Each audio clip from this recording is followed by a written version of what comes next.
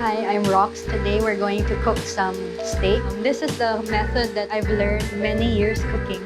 I find this the most effective, especially if you're gonna cook at home. So here I have a US ribeye. As you can see, it has marbling and it has enough fat content to make a juicy steak. It's also nice to have a steak that's around 3/4 to 1 inch. It has to be properly thawed out if it's frozen, or the best is to get fresh or chilled meat from the shop. The type of salt that you use is equally important. You'd want a finely grained, either kosher or sea salt. And now it's really important to salt it evenly and generously. You salt it right before you sear it. That way, the moisture will not get in the meat and you will have a nice crust. So a good way to cook steak is using a cast iron pan. I personally prefer like a high flame stove. That way, like the heat is more even. So now I'm heating the pan. It has to be very, very hot before you put it in.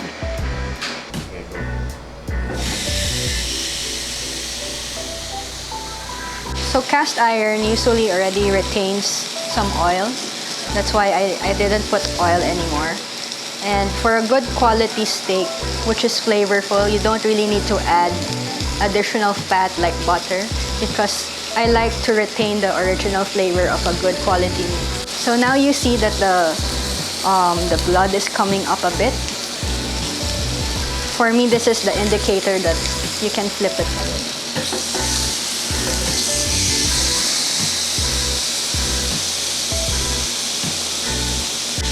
So the nice thing about the cast iron that has the grill marks is that it will show in the steak.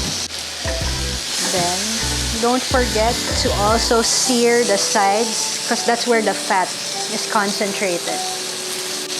You want the fats to be very crispy. So you'll know if it's nearly done when you can feel it's firm but still has a slight brown. It's very important for you to rest the steak. So resting the steak allows the inside to still cook a bit so that the doneness will be more even. So rest it half of the time that you cooked it. Usually that's the rule. Now's the time that I pepper the steak. I usually like to pepper it at the end because I don't want the burnt taste of the pepper. So I pepper it. And now it's time to cut it.